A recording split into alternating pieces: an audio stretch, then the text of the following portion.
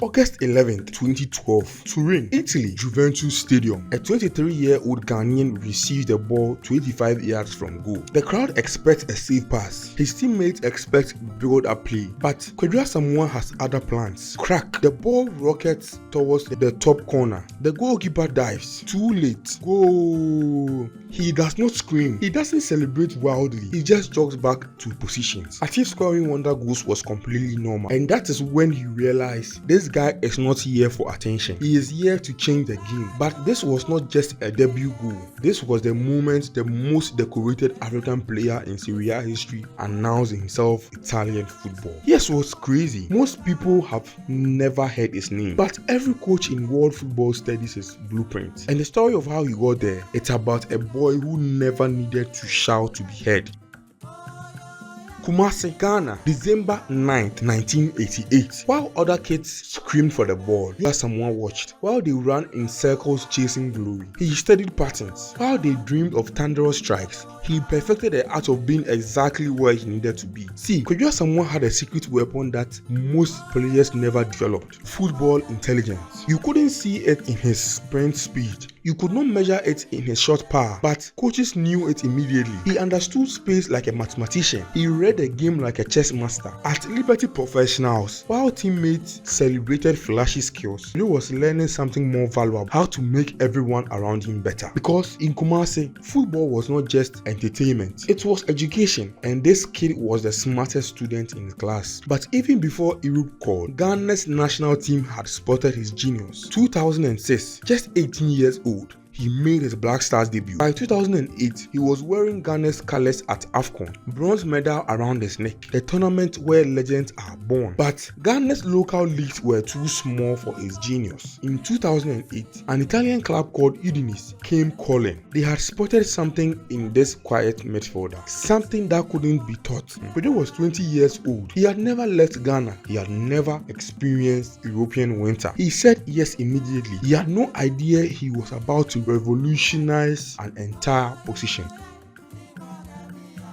Udine, Italy, 2008. When Kwadwo stepped off the plane, Serie A was the Harvard of football. Tactics were not suggestions, they were gospel. One mistake could end your career. For most young Africans, this was overwhelming. For Asamoah, this was home. His first training session told a story. While other players struggled with complex formations, Kwadwo absorbed everything like a sponge. The coach would explain a movement once. Kwadwo had it memorized. 134 appearances over 4 seasons, 8 goals, but those numbers don't tell the real story, because what Kwadwo was really doing was earning his PA in football intelligence. Every match was a masterclass in positioning. Every training session was a lesson in tactical perfection. And thus, when the 2010 World Cup arrived, Ghana had a secret weapon. But first came the heartbreak that forged a champion. AFCON 2010, Angola, Ghana vs Egypt in the final. At 21, Kwadwo Asamoah carried the hopes of 30 million Ghanaians, the weight of a continent on his shoulders. Egypt won 1-0. Dreams shattered. But in that devastation, something crystallized. This was not just about playing football anymore. This was about representing everything Ghana could become. South Africa, June 2010, World Cup. Ghana's quarter-final run shook the world. But those who watched closely saw the truth. In midfield, a quiet Ghanaian was conducting symphonies. Run of 16 vs USA, 2-1 victory. Kwadwo orchestrating every attack. Quarter-final vs Uruguay, the match that broke African hearts. Luis Suarez handball, Asamoah's penalty hitting the crossbar. Kwadwo watched it all unfold, powerless to change destiny. But in that moment of crushing defeat, aged just 21, he showed something remarkable: dignity, no tantrums, no blame, just quiet acceptance and the promise to return stronger. 5 starts, 5 perfect performances. Not the most spectacular player on the pitch, but the one who made everything else possible. He was not just playing football anymore, he was thinking it 3 moves ahead. But his real test was coming, because in Turin, a tactical genius named Antonio Conte was watching, and he had plans for this young Ghanaian that would change football forever.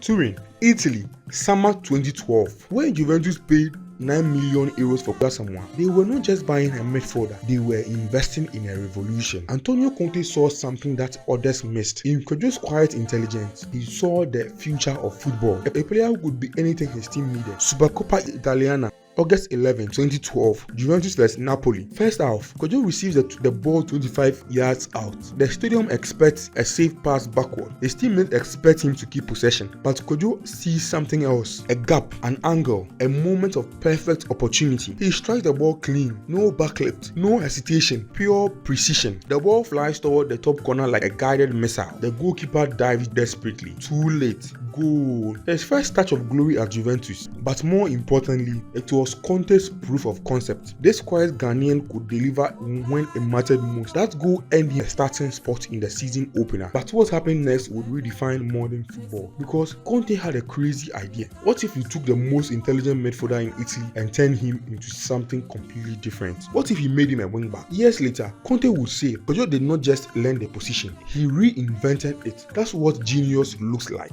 Most players would have panicked, asked for a transfer, complained to agents. Kojo did something different. He listened, he learned, he evolved. Because being a wing-back in Conte's system was not just about running up and down the flank. It required the stamina of a marathon runner, the defending skills of a centre-back, and the attacking vision of a playmaker. In other words, it required a football genius. The 2012-2013 season became Kojo's masterpiece. 3 goals and 11 assists from his new position. But those numbers don't capture the revolution he was leading. Every match, he was redefining what a wing-back could be. Sprinting 70 yards to defend a counter-attack, then sprinting 70 yards to deliver the perfect cross. His teammates will joke, Kojo has GPS in his brain. It's always exactly where the ball needs to go next. His passing accuracy, 86%, not a statistic, the heartbeat of Juventus' dominance. And thus, the titles started falling like dominoes. 2012-2013, Serie A champions. 2013-2014, Serie A champions. 2014-2015, Serie A champion despite injury struggles. 6 consecutive titles, a record for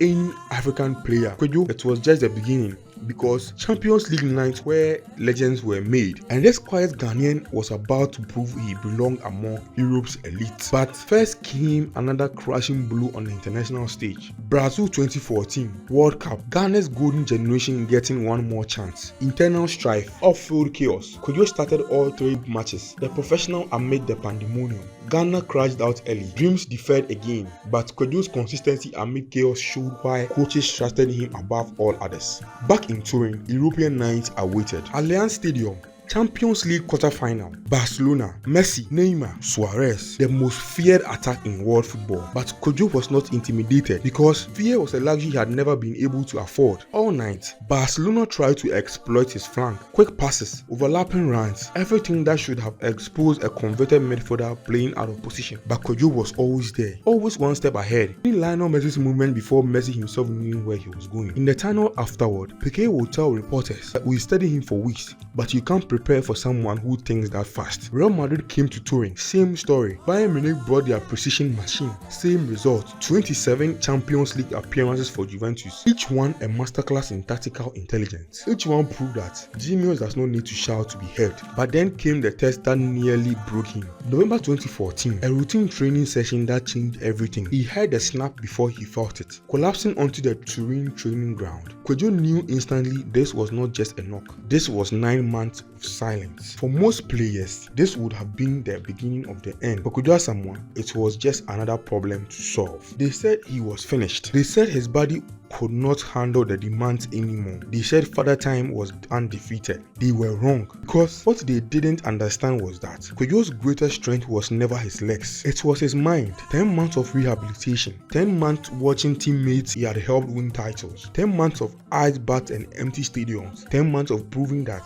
silence could be more powerful than any roar. The doubts crept in during those quiet hospital nights. What if I am not the same player? What if my intelligence cannot overcome my limitations? What if the game had moved on and left him behind? What if silence was not strength anymore, just obscurity? But champions are not made in the spotlight. They are forged in the darkness when nobody is watching. When he returned for the 2015-2016 season, something had changed. Not his speed, not his power, his understanding. He could see the game even more clearly now. Read opponents like open books. Make the right decision before others even knew a decision was needed. 2015-2016 Serie A champions despite missing most of 2014-2015. 2016-2017 Serie A champion. 2017-2018 Serie A champions. 6 consecutive titles. Each one proved that intelligence outclasses athleticism. The 2018 Coppa Italia final. His last dance at Juventus. 90 minutes of perfection. A reminder that class is permanent. But Kojo knew his time in Turin was ending. His international career was winding down too. Age and injuries had forced difficult choices. 2019, his final appearance for Ghana. 74 caps, 4 goals, a lifetime of service to the Black Stars. The decision to step away from international football was not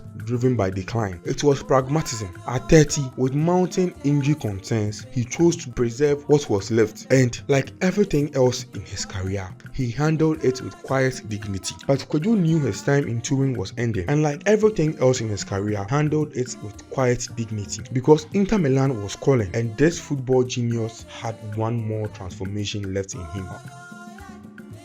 Milan 2018, new city, new team, same quiet excellence. 53 appearances over 2 seasons. Not the explosive impact of his Juventus days, but proved that intelligence ages better than pace. His body was betraying him now. Injuries came more frequently, but his mind remained sharp as ever. Cagliari offered one final chapter. 9 appearances in 2021, not many, but enough to remind everyone that legends choose their exit. October 4, 2022. The announcement came without fanfare. No press conference, no goodbye tour. Kojo Asamoah was retiring from football. The most decorated African player in Serie A history was hanging up his boots. But his legacy, that would echo forever.